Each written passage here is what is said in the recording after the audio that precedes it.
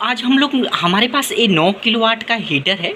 ये 9 किलोवाट का हीटर है। इसका अभी हम लोग कनेक्शन करेंगे, एक इलेक्ट्रिकल पैनल बनाएंगे दोस्तों। तो इस इलेक्ट्रिकल पैनल बनाने के लिए क्या क्या चीज़ की ज़रूरत पड़ेगा दोस्तों, जो कि ये हीटर ऑटोमेटिक बंद भी होना चाहिए, ऑटोमेटिक ऑन भी होना चाहिए। तो इसके लिए क्या क्या ज़रूरत पड़ेगा दोस्तों, तो आइए दोस्तों सबसे पहले इसको हम लोग जानेंगे कि इसके लिए क्या क्या पार्ट्स चाहिए, क्या क्या मतलब इलेक्ट्रिकल का पार्ट्स चाहिए, जो कि आप एक 9 किलोवाट का पैनल के बनाने के लिए। तो दोस्तों सबसे पहले देखिए, ये तो हीटर हो गया आपका, ये हीटर हो गया, ये समझिए हीटर हो गया, ये तो हीटर हो गया।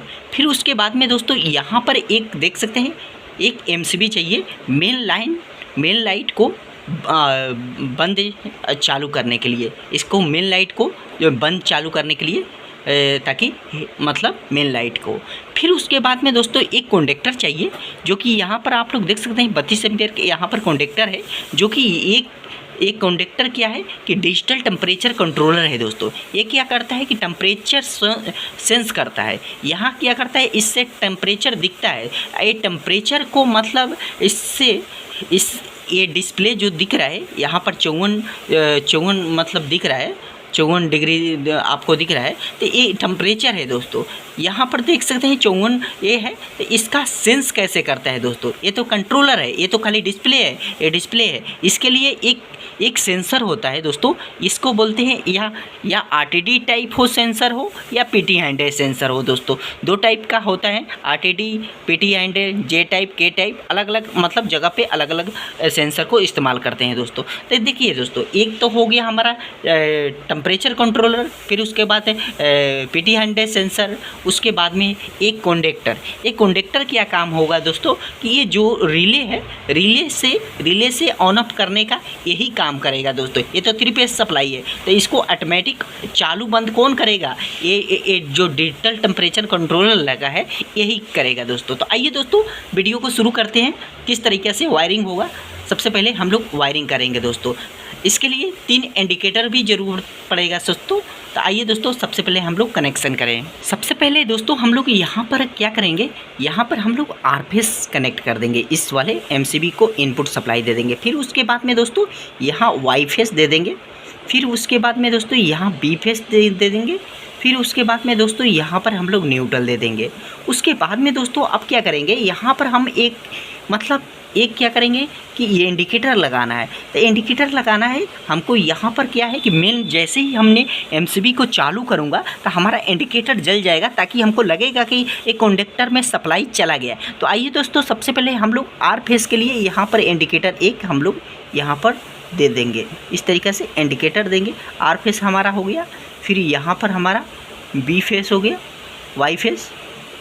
फिर उसके बाद में यहाँ पर बी फेस। उसके बाद में दोस्तों क्या करेंगे, यहाँ पर क्या करेंगे दोस्तों, यहाँ पर हम लोग इसके अंदर दोस्तों हम लोग क्या करेंगे कि आर फेस को वो कर देंगे। आर फेस ये हमारा इंडिकेटर है दोस्तों। आर फेस में हम लोग यहाँ पर कनेक्ट कर देंगे, ये देख सकते हैं। फिर उसके बाद में यहाँ से ही हमारा वायर इस कंडक्टर में चला जाएगा दोस्तों, यहाँ पर। फिर उसके बाद में वाई फेस हमने यहाँ पर दे देंगे, इस वाले में इंडिकेटर में। फिर यहीं से हम लोग इस वाले कंडक्टर में दे देंगे इनपुट सप्लाई। फिर उसके बाद में बी फेस दे देंगे दोस्तों, इस तरीक़े से इनपुट में इंडिकेटर में।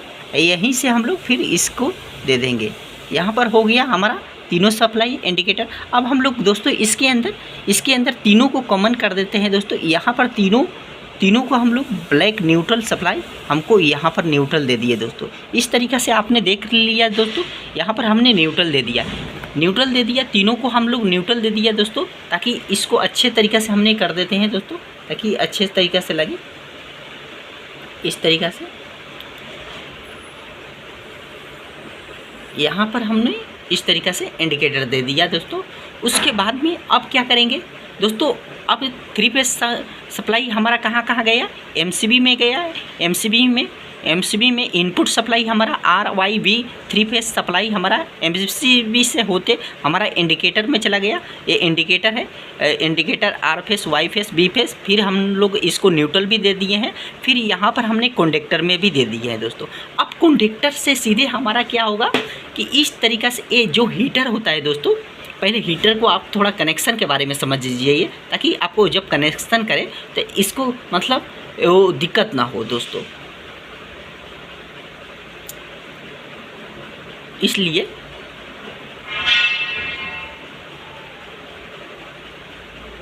देखिए दोस्तों, ये हमारा जो हीटर है, तो ये हीटर में क्या होता है कि इसमें कितना टर्मिनल होला, 6 टर्मिनल होता है। तो दोस्तों इसमें क्या होता है कि हमारा हीटर का कनेक्शन स्टार में करना है, तो स्टार में पहले आप मल्टीमीटर से कंटिन्यूटी चेक करिए, एक दूसरे के कंटिन्यूटी तीनों का आप एक मतलब कॉमन निकालिए। तीनों को हमने मान लीजिए कि यहाँ पर हमने तीनों को कॉमन निकाल दिया। ये तीनों वायर को हम लोग क्या किया दोस्तों, इस तरीक़े से हम लोग यहाँ पर कॉमन निकाल के, और तीनों नट को हम लोग इस तरीक़े से, तीनों नट को यहाँ पर इस तरीक़े से हमने कनेक्ट कर दिया। ये तीनों वायर को इस तरीक़े से हमने कनेक्ट कर दिया। ये देख सकते हैं दोस्तों, हमने तीनों वायर को दे दिया। अब क्या करेंगे दोस्तों, यहाँ पर क्या करेंगे, R face, Y face, B face देंगे। तो आइए दोस्तों, सबसे पहले हम लोग R फेस हम इस वाले में कनेक्ट कर रहे हैं, कंडक्टर को दे दिए। फिर यहाँ Y फेस हमने इसको दे दिया, फिर हमने यहाँ पर B फेस भी दे दिया दोस्तों, B फेस भी दे दिया। ये देख सकते हैं दोस्तों, अभी हमारा क्या हुआ है कि थ्री फेस का कनेक्शन हो गया है दोस्तों। 3 फेस के कनेक्शन हो गया, अभी कंट्रोल वायरिंग नहीं हुआ है दोस्तों। ये 3 फेस के कनेक्शन हुआ है। एमसीबी से इनपुट आया, सप्लाई आउटगोइंग कंडक्टर में गया, कंडक्टर से आउटगोइंग हमारा हीटर में गया। तो अब दोस्तों इसका कंट्रोल, कंडक्टर को ऑन ऑफ करने के लिए पहले हम लोग इस टेम्परेचर कंट्रोलर को वायरिंग करना होगा दोस्तों। तो आइए दोस्तों, सबसे पहले हम लोग टेम्परेचर कंट्रोलर को पहले देखिए आप क्या दोस्तों, यहाँ पर आप लोग देख सकते हैं, ये जो है ये मेन आगे का फ्रंट है और ये पीछे के फ्रंट है। तो पीछे के फ्रंट में हम लोग सबसे पहले कनेक्शन करेंगे। देखिए दोस्तों, यहाँ पर आप लोग देख सकते हैं ए L1 और N, ये कितना नंबर में है दोस्तों, एक नंबर में और 2 नंबर में हमारा क्या है, 1 नंबर और 2 नंबर में हमारा क्या है, मतलब मेन सप्लाई है। तो आइए दोस्तों, हम लोग इसको मेन सप्लाई दे देते हैं। पहले नंबर हम लोग फेस सप्लाई दे देंगे, यहाँ से इस तरीक़े से फेस सप्लाई दे दिए। फिर उसके बाद न्यूट्रल हमने यहाँ पर इस तरीक़े से दे दिया दोस्तों। ये देख सकते हैं, अभी हमारा क्या हुआ कि इस कंडीशन में हमने क्या किया है दोस्तों कि ये डिजिटल टेम्परेचर कंट्रोलर का हमने फेस सप्लाई और न्यूट्रल सप्लाई ऑन होने के लिए दिया है। फिर उसके बाद में अब देखिए दोस्तों, यहाँ पर इसमें NONC कौन है, देख सकते हैं दोस्तों, इसमें NONC कौन है दोस्तों। देखिए दोस्तों, सबसे पहले कॉमन जो है यहाँ पर क्या है कि इसमें कॉमन जो है 4 नंबर है और 3 नंबर NC है। तो आइए दोस्तों, सबसे पहले हम लोग इसको क्या करेंगे कि कॉमन को हम लोग फेस सप्लाई दे देंगे। तो हमारा ये कॉमन हो गया, ये फेस सप्लाई, फिर ये NC है, ये NO है। तो इसके बाद अब क्या करना है दोस्तों, इसके बाद जैसे ये टेम्परेचर का इसका रिले का ऑन होगा, इंडिकेटर ऑन होगा, तो वैसे ही ये क्या होगा, कॉमन से हमारा क्या है, कॉइल कहाँ जाएगा दोस्तों, इसका सप्लाई कहाँ जाएगा, NO से अब कंडक्टर में हम लोग देंगे। आइए दोस्तों, इसको भी हम लोग यहाँ पर सप्लाई दे देते हैं। इस कंडीशन में ये वाले फेस सप्लाई हमारा क्या है, A2 टर्मिनल में, A2 टर्मिनल में यहाँ पर इस कंडीशन में हमारा A2 टर्मिनल में इसमें आ गया। देख सकते हैं दोस्तों, इस तरीक़ा से हमारा आ गया। उसके बाद अब क्या करना है दोस्तों, एक कंडक्टर को भी हम लोग न्यूट्रल सप्लाई दे देंगे। कंडक्टर को भी हम लोग यहाँ से एमसीबी से हम लोग न्यूट्रल सप्लाई इसको A2 टर्मिनल में दे देंगे दोस्तों। उसके बाद में अब क्या करेंगे दोस्तों, PT हैंडेड सेंसर जो है हमारा, PT हैंडेड सेंसर है, तो इसका जो प्लस वाला सिरा है, ये जो प्लस वाला सिरा है दोस्तों, ये प्लस वाला सिरा है, ये प्लस वाला सिरा रेड कलर का 8 नंबर में जाएगा दोस्तों। यहाँ पर रेड लिखा भी है, 8 नंबर में ये वाला जाएगा। ये दो ब्लू है, तो ब्लू ये क्या जाएगा यहाँ 6 नंबर और 5 नंबर यहाँ पर। इस तरीक़ा से दोस्तों इसका कनेक्शन हो गया।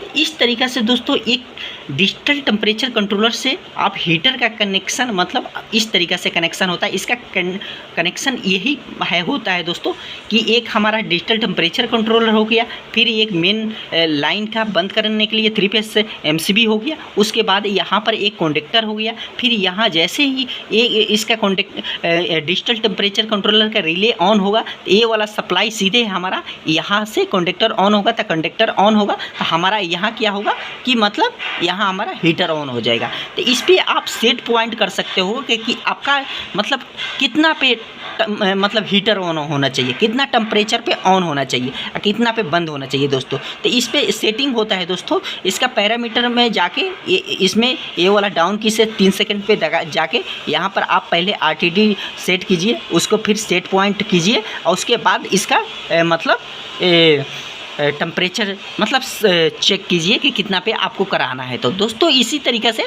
एक हीटर का कनेक्शन होता है दोस्तों। तो इस तरीक़े से दोस्तों कनेक्शन होता है। अगर वीडियो अच्छा लगे तो लाइक शेयर सब्सक्राइब जरूर करना। धन्यवाद।